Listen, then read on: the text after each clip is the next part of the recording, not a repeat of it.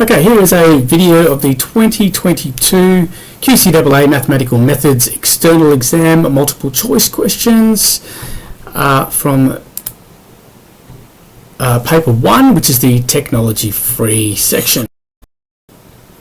Okay, and question 1 asks us to look at the derivative of a particular function, and they've drawn it there for you. I've tried to sort of replicate what that might look like here, and if I'm considering the derivative of the function, I should have some understanding of what the derivative looks like. In this case here, we've got something that kind of looks a bit like a quadratic here, so you should be thinking, okay, maybe I've got a cubic shape, and if you understand that you've got some sort of cubic shape, then you might be able to answer this question straight away by understanding that we've got one local maximum and one local minimum. In this case here, that would be answer A. So we really don't need to go any further.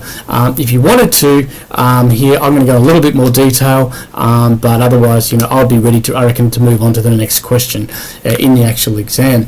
But if I want to go a little bit more detail here, anything above this x-axis is going to represent a positive gradient in my original function.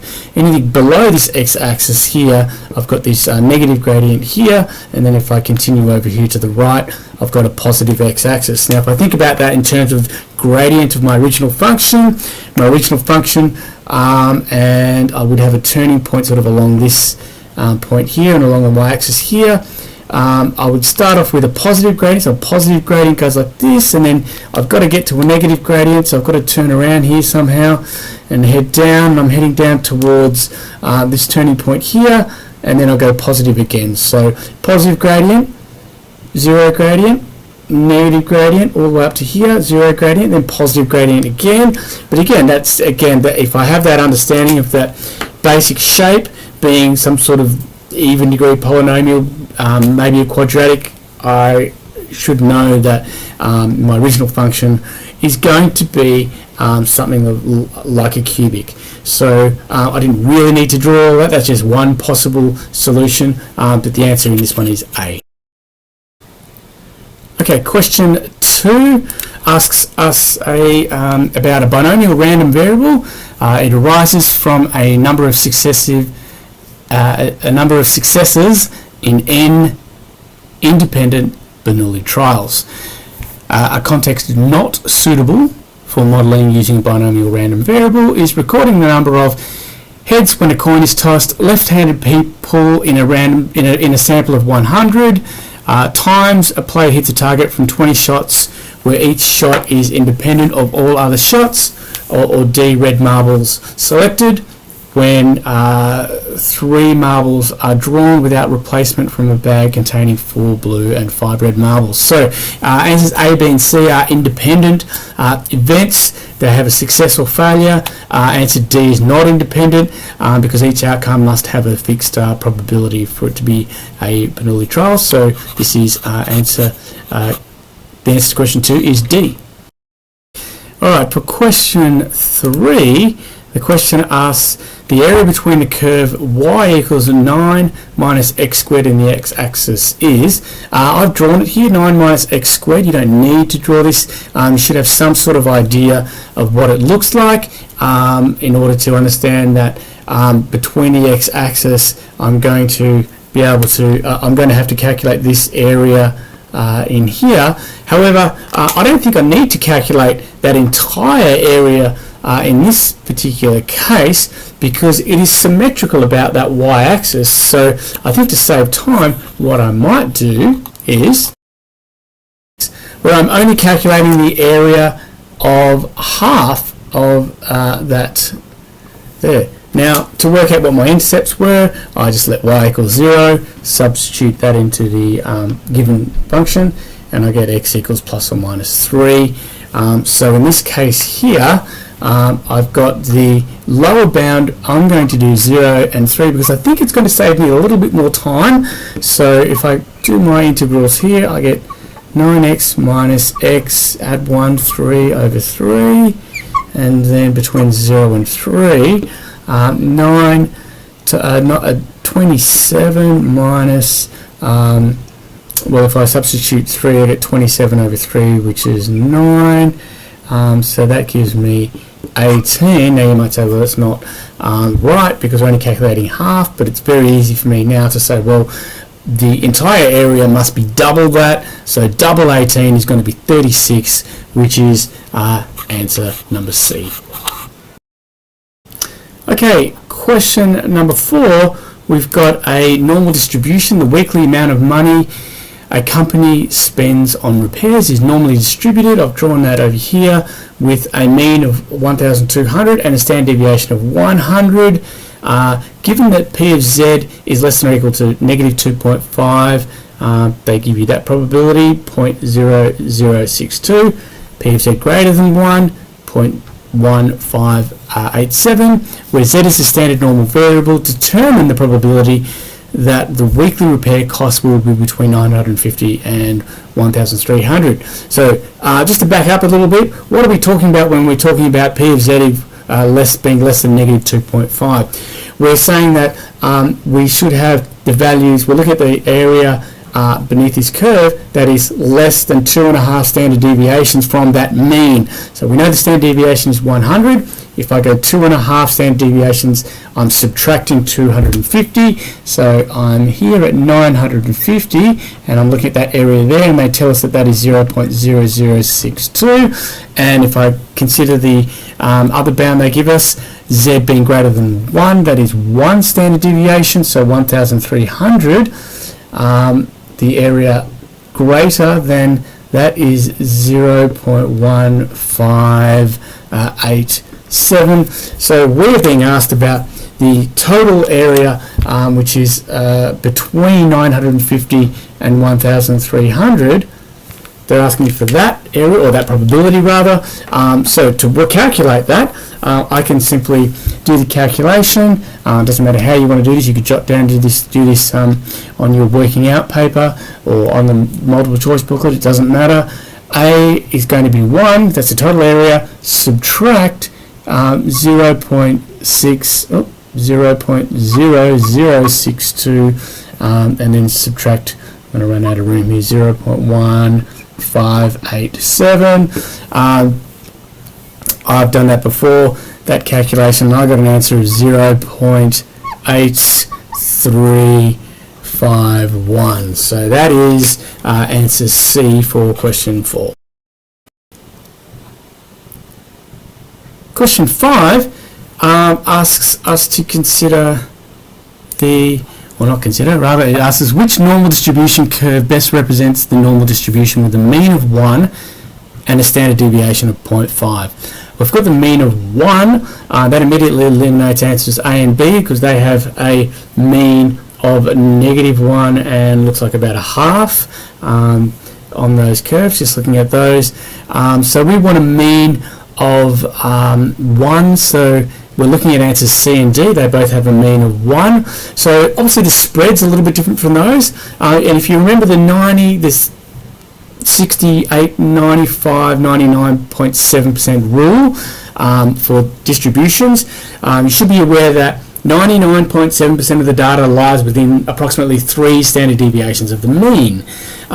So if we apply that general rule to this case here, the standard deviation, which is half, 3 standard deviations. So if I go 3 standard deviations to the right of the mean, I should end up at 1, 1.5, 2, 2.5, and down to about negative a half. So between negative a half and 2.5 is within 3 standard deviations either side of the mean, which is answer D. And what I mean by that is if we look at the distribution within 3 standard deviations, I'm around about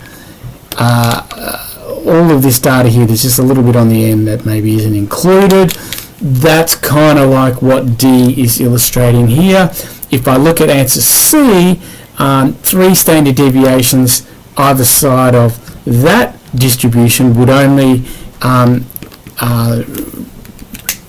encapsulate that, something like that. It wouldn't be 99.7%, almost all of the data. So question 5 is answer, what did I say? Answer D. Okay, Okay, question 5 asks us, question 6 rather, asks us to draw on our knowledge of what y equals ln x looks like. So you should have an understanding of that general function, the qualitative features of that function. I think that says that in the syllabus. You need to understand that it has an asymptote y equals 0 and goes through 1. And if you understand that much, you should be able to use your knowledge from unit 1 functions in order to work out which is the correct answer. So starting, say, over here, if I look at this plus 3 part of our function that's given to us, that would indicate that we are moving this y equals ln x function 3 units to the left in the negative direction. So that immediately says to me that I've got a new asymptote at negative instead of y equals 0, y equals negative 3. So graph C and D don't satisfy that. So it's not going to be graph C or D. The second thing I'm going to look at is I've got a reflection here. This would indicate the graph is reflected about the x-axis, which to me would be answer B. So those two facts alone is enough for me to put down answer B as my answer. Okay, question 7. We've got a circle with a radius r and an internal angle theta has a shaded segment as shown in the diagram. So they give you a diagram of that. So the area of that wedge shape, you've got the area, if I work out the total area of that, it's going to be pi r squared, which is the area of a circle, times theta over 2, which gives me that fraction of the circle, which I'm considering here. Pi's cancel out, and left with r squared theta over 2. The area of the triangle from your formula sheet, half BC sine A, or half, yeah, I think that's what it said, something like that on the formula sheet. Anyway, let's go with that, BC sine A, and we've got r being the radius of the side lengths of this triangle. So there's two of those, r squared. So we've got r squared, so half r squared sine theta. The area of the shaded is going to be r squared sine theta over 2 minus a half r squared sine theta. So if I take the common factor of r squared over 2 out the front, I'm left with theta minus sine theta, and that would be answer B for question 7. Question 8. We have a survey.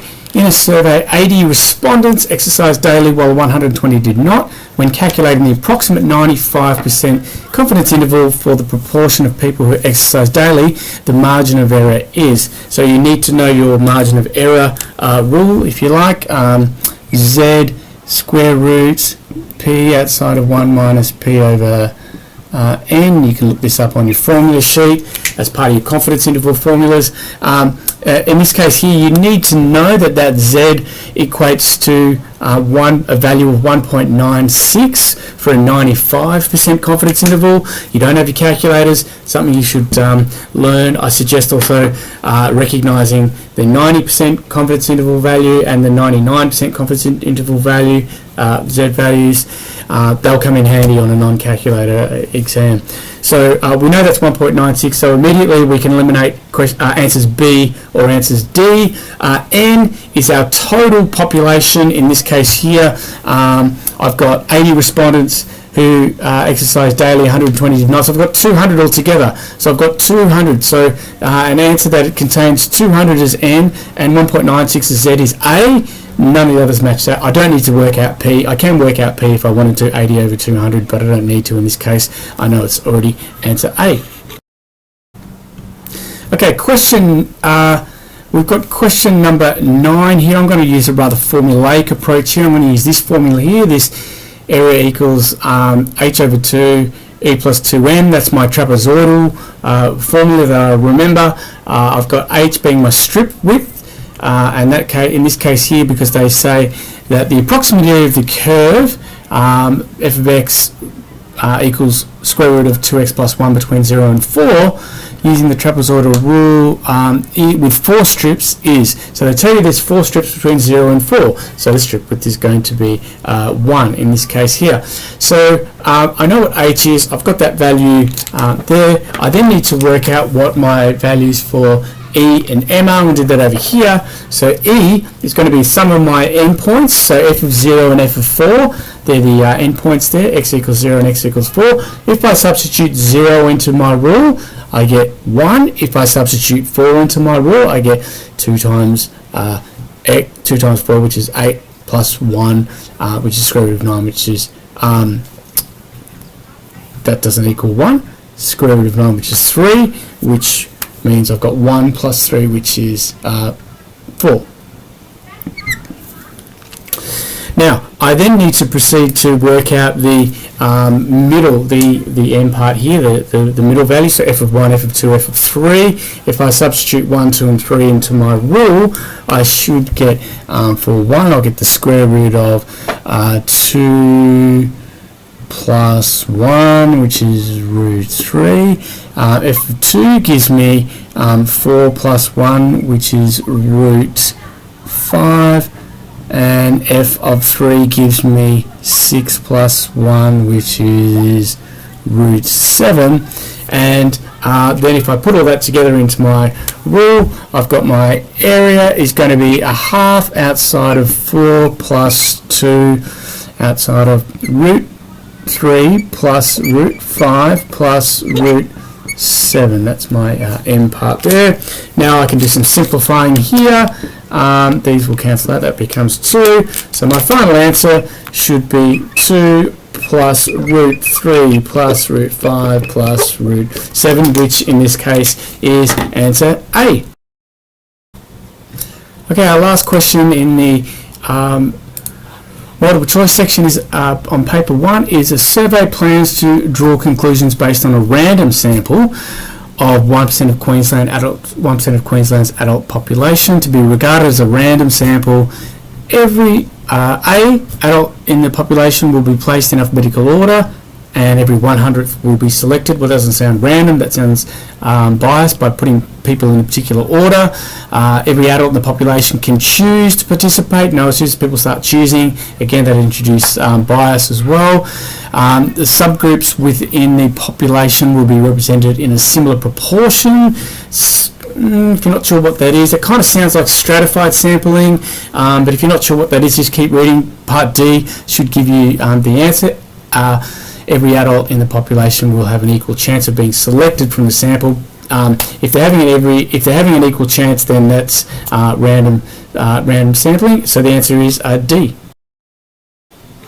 Okay, so that's the end of paper 1 of the QCAA 2022 external exam multiple choice questions.